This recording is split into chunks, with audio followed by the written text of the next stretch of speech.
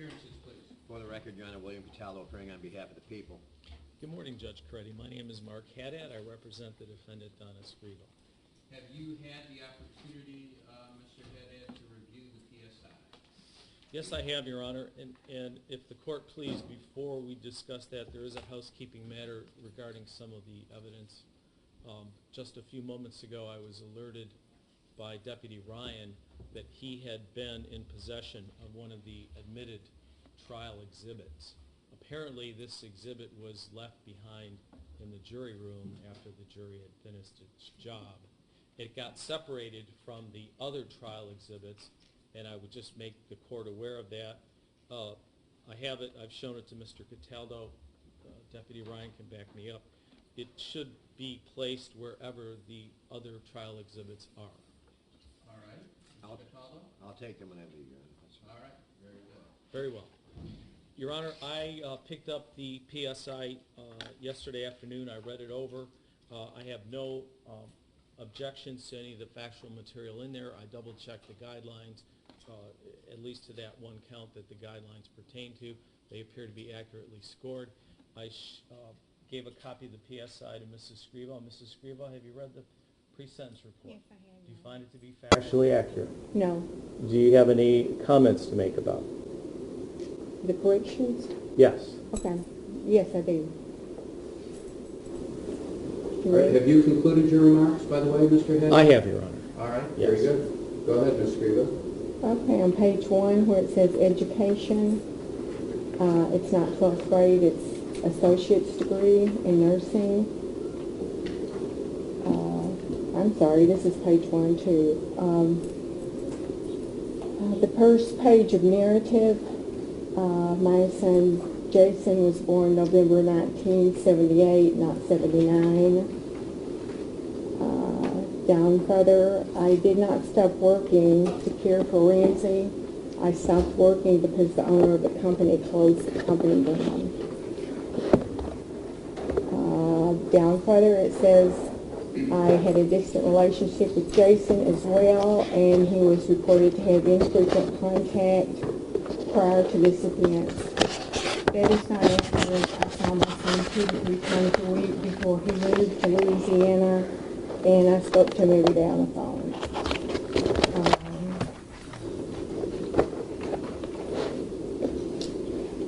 On page 4, Randy Simmons, this states he described one woman. He described 3 women. Page 5, where it says, I could hear Ramsey talking with a man but could not hear what they were saying. I did hear what they were saying. Down further, where the last sentence of that paragraph says Jason and her niece and nephew, if she ever told anyone, it is Jason, my 2 nieces, great nephew and great niece. Down further on that page, it says after returning to the house, the man had been in and out of the house all day. I did not ever say that.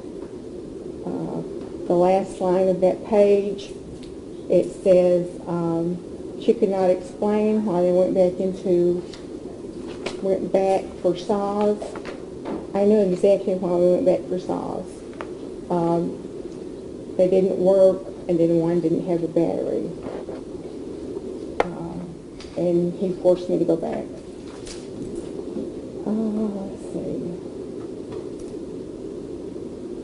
On page 6, where it says, the first stop, the man made her get out of the car and take a bag over to the side of the road. That is not accurate. He did tell me to do that. I got out of the car, walked around. When I opened the door, he pushed the bag out. I did not pick it up.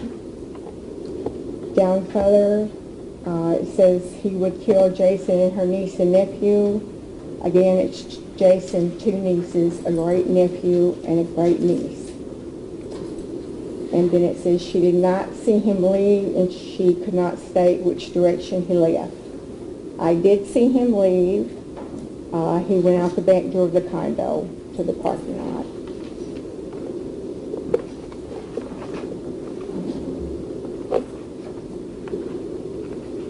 on page 9, it said, a family member indicated Jason moved out of state because of my overprotection of Ramsey and my altered perception of certain situations.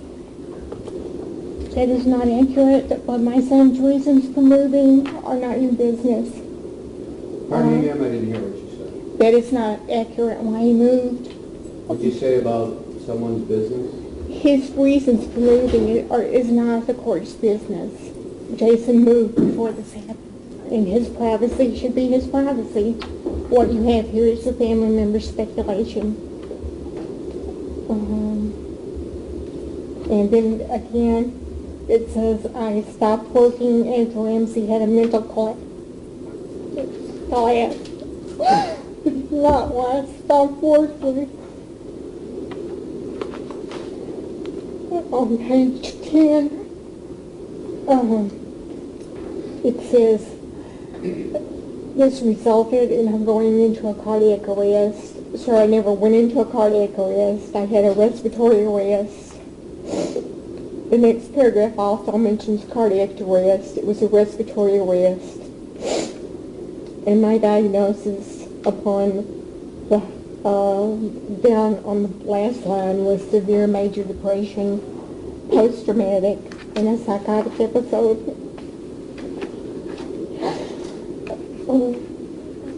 I am not 5'5", and I am not 170 pounds. I'm 5'3", and I weigh 130. And again, the education is associate's degree in nursing. That's all I see. Mr. Ritchie, you prepared this report. What's your reaction to those points? Well, Judge, the education is absolutely correct. It should have showed associate's degree and not... All right, make that change, please. As far as the rest of it, that may have been a typo with her son being born in November 79, it should have been 78. As far as the rest of it, Judge, that's what she had told me at the time of the interview, or that's what other family members had told me at the time of the interview. All right, we'll make those corrections that you noted. The court finds that the balance of the report is substantially accurate, and any discrepancies are minor and incidental. With that, anything else, Mr. Haddad? No, Your Honor. You're required by statute to hand down a mandatory sentence in this case. There was a conviction by a jury. Nothing I can say will have any effect on that sentence. Nothing my client will say, although she has the right to allocute, will have any effect on that sentence. I'm through with my remarks. All right, ma'am, is there anything you'd like to say before I impose sentence? Yes, I know what your sentence is, sir. I didn't hear you, ma'am. What? I do Go understand ahead. what your sentence is. I have a couple of questions. I would like to know if somebody would tell me where my husband's and son's ashes are. The police let my nephew into my condo. Ma'am, for your information, I don't entertain questions. If there's anything you want to say on your behalf, you may do so. Yes, okay. I want to thank everybody who has in any way assisted in recovering my son's body. I feel very bad for anyone who's affected, especially my oldest son, my family and friends, and Miss Stampler. But I feel worse that my son was murdered, and right now that's all I can think about. I need to clarify to the court, I don't know where anybody got that I had open heart surgery. I never did. In 2003, the surgery I had was exploratory surgery of my colon. I came into the trial knowing there were 2 women who had seen someone, and during that trial, it surfaced 2 more people had saw somebody. There were 4 hard leads that were blatantly ignored. Darcia Platt, in her audio, written, and trial testimony, stated the very same thing, the truth. Yet Detective Ide tried to steer her away. In the audio, Darcia Platt says she saw a man coming out of Ramsey's back door, and she described him. Detective Ed said it was probably Ramsey's neighbor, but Miss Platt said no, The neighbor is taller and skinnier. Also, the neighbor works in Texas all week, and no one lives with him or has a key. I know that because our investigator found that out. Detective Ed also then told the woman, well, it's hard to tell. Well, no, Your Honor, it's not hard to tell a 200-pound man. Nor was he the description of Ramsey's East Side neighbor. He was, however, the exact description of the killer I had given in my timeline to Elias Nawad, my first attorney, before I ever saw or heard of the discovery. And it was after I had phoned my sister and that they had heard that phone call.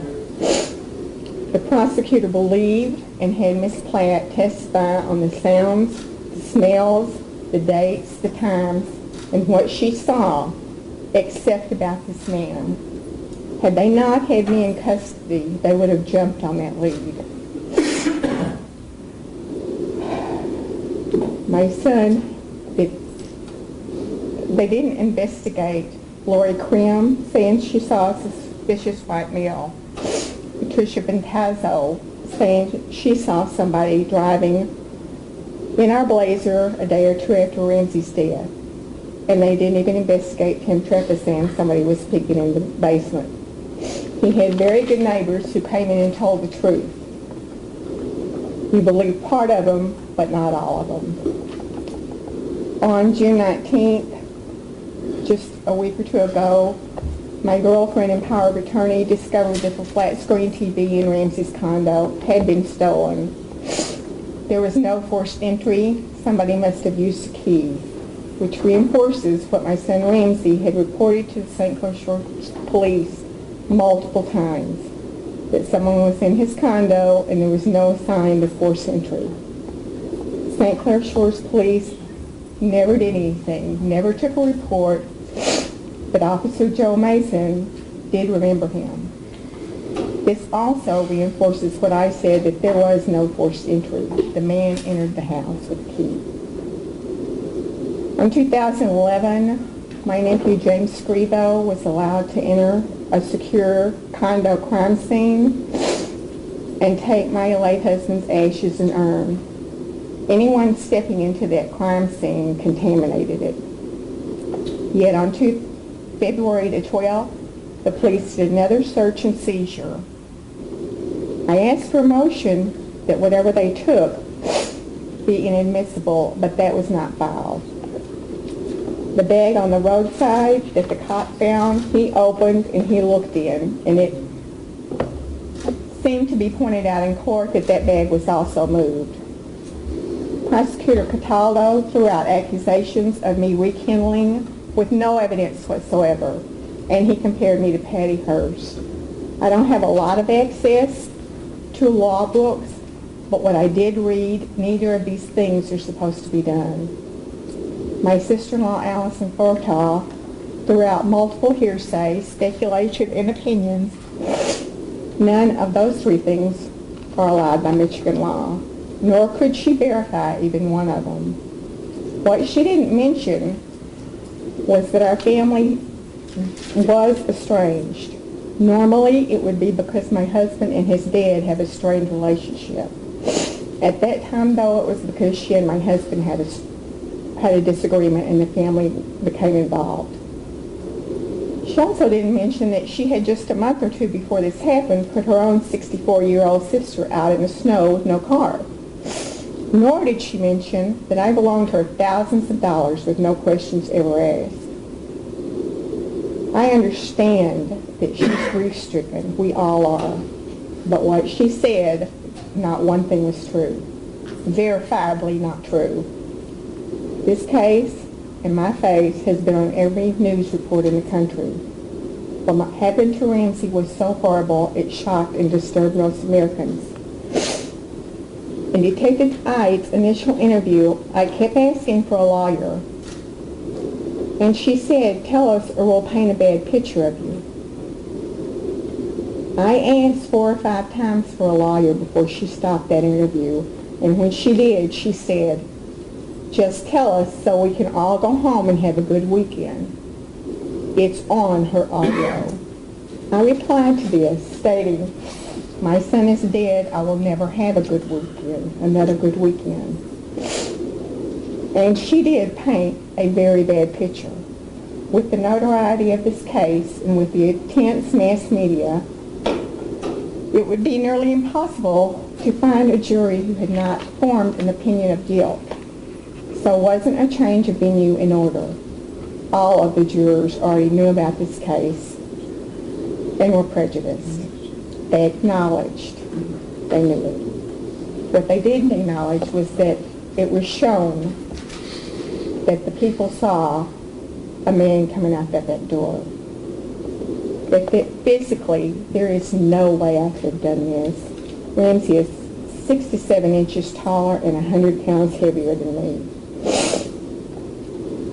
Much less could I pull him after he was dead from the bedroom to the bathroom and lift him into a bathtub.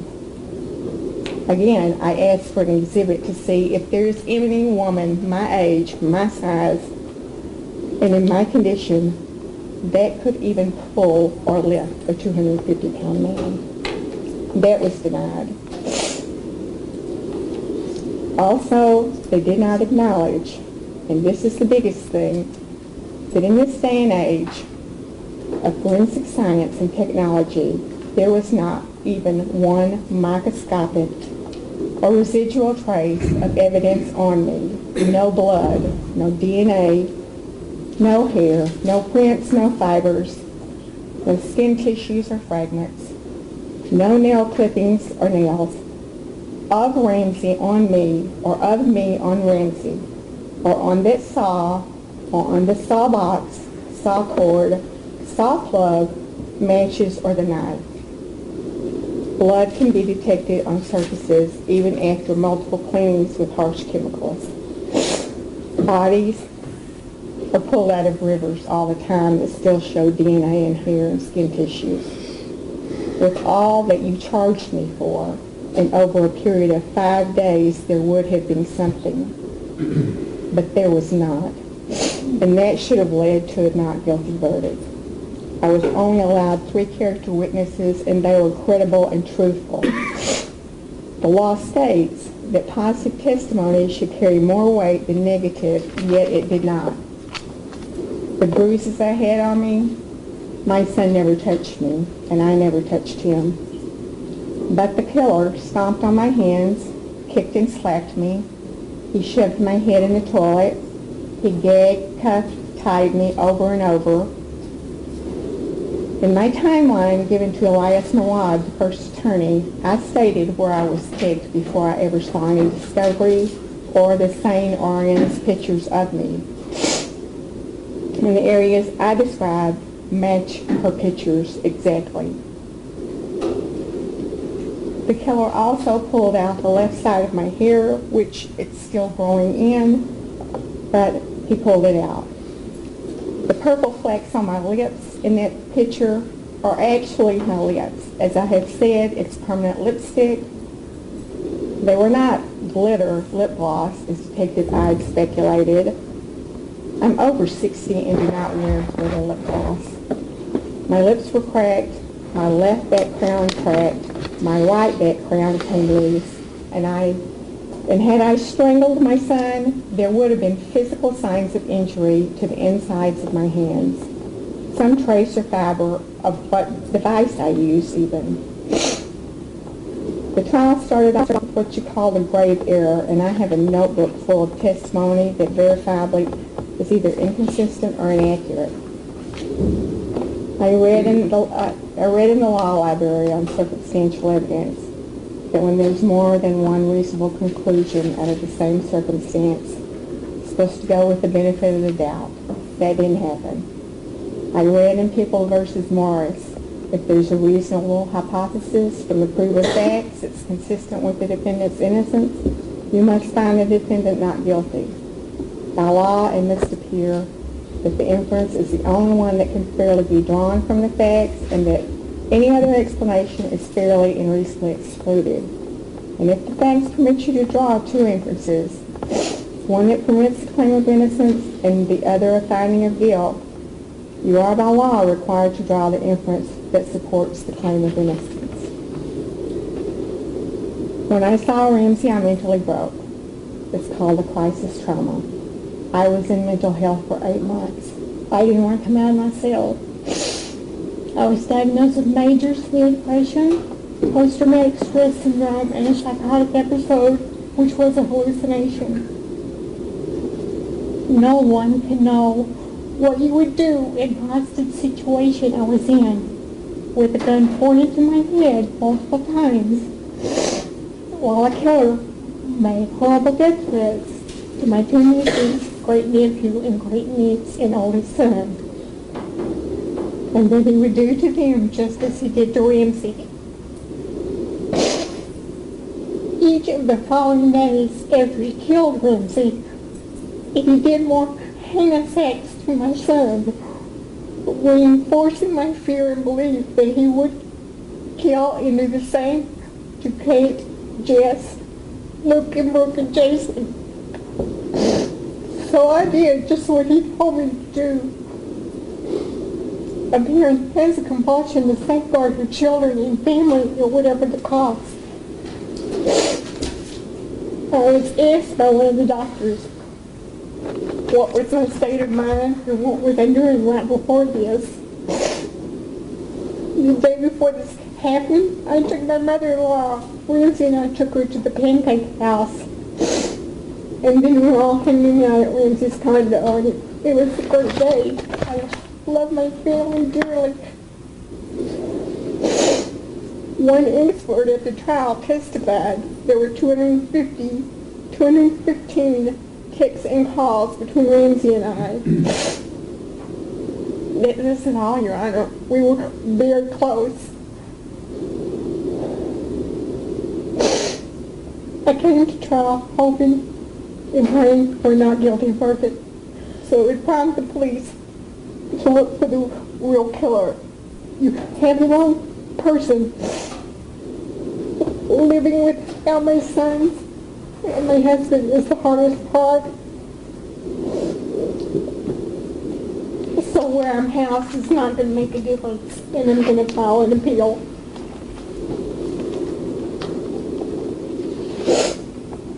I also wonder, Detective Yid said that if my son Jason came here, she would waive an impound fee for my 2012 Ford Escape. They shouldn't have kept it. There is no evidentiary value in any of those cars except one. If she's going to give that courtesy to Jason, he can't come right now. Can she please give it to my power of attorney so she can hold this car for me? That's not a matter that's before the court. Where would I Anything go? else you want to say? Where would I go with that? You have an attorney consultant. Anything else you want to say? No. Ms. Cataldo, do you have anything for the record? We have reviewed the pre-sentence report. We find it factually accurate. No additions, deletions, or corrections to make to the report. The jury spoke on behalf of the people very loudly, Your Honor. Ms. Scrivo, Yes, sir. yours is perhaps the most heinous crime I've seen in all my years on the bench. The horrific nature of your offense is mind-boggling. Doing what you did to another human being defies belief. You did it to your very own son. A son that no doubt looked with trust to his mother for comfort, advice, and solace. You betrayed that trust in a most unbelievable manner. You drugged, strangled, and burned your own son. You then, over the course of several days, cut his body into small pieces and distributed them along the Fred Moore Highway. You not only murdered your son in an unimaginable fashion, you then desecrated his body in a manner only seen in B-horror movies. You stand here today, yet to express any remorse. You are about to receive the most severe penalty the state of Michigan has for one of its citizens. Somehow in your case, it does not seem like enough. It is the sentence of the court that with respect to the charge of murder first degree, you be committed to the Michigan Department of Corrections for life without the possibility of parole. You will receive credit for 515 days. With respect to the count of disinterment, You are to be committed to the Michigan Department of Corrections for a period of 57 months to a maximum of 10 years. Also, credit for 515 days time served. With respect to the charge of removing a dead body without the medical examiner's permission, you are to be committed to the Macomb County Jail for a period of 1 year, credit for 515 days time served. You're to pay a $68 state cost on the 2 felonies, a $50 state cost on the misdemeanor. You're to pay a $130 crime victims' rights assessment. Mr. Haddad, you have submitted a bill for your services in this case. You have requested extraordinary fees in the amount of 63 hours and 63 hours and a half, 63.55 hours. You have requested $200. The county fee schedule calls for $25 for extraordinary services. I believe that given the complex and intricate nature of this case, an increase is appropriate, so I will approve $100 an hour. Your attorney fee judgment totals $6,430 with respect to the primary representation and $9,532.50 with respect to your extraordinary fees for a total of $15,962.50. I will assess that amount against the defendant. And I will prepare an order, Your Honor. Thank you very much. Ma'am, you are entitled as a matter of constitutional right to file an application for leave to appeal your conviction and sentence. If you're financially unable to provide counsel to perfect such appeal, this court will appoint counsel for you. Request for assistance of counsel must be made within 42 days. Are you signing the form that was handed to you? Yes, sir. You're wrong. I did not kill my son or do any of that. But I am